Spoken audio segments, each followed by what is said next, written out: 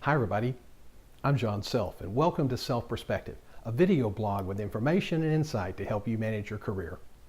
Today I want to tell you a brief story. When the meeting started, the CEO was very direct with his friend, who also happened to be a longtime employee. We are going to go in a different direction.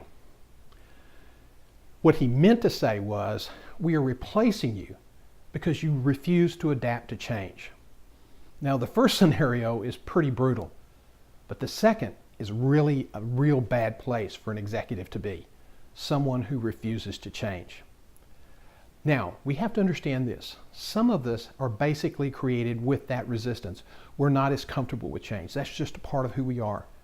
Using DISC profiles, we can kind of plot that. People with high S tend to kind of be a little bit more resistant than those who have a low S profile. That doesn't mean that a high S can't adapt to change, but it has to be a learned behavior or coached behavior. And a lot of people do not even want to take the time to learn how to do it, to adapt. And you know what? In this day and age of rapid change and transformation, especially in markets like healthcare, being someone who's resistant to change is really a terrible quality. You know, companies spend more time strategizing about change, creating and envisioning change, planning the change, and implementing the change, and they spend less time helping their employees get ready for the change, helping their employees to adapt to the change. And that is a rather unfortunate set of priorities. Jay Baer, who's one of the great thought leaders on social media and content strategy, he's the founder of a firm called Convince and Convert.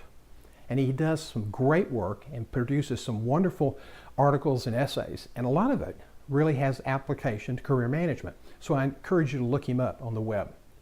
But he was theorizing the other day that there is going to be a new chief title created, the Chief Mindset Officer.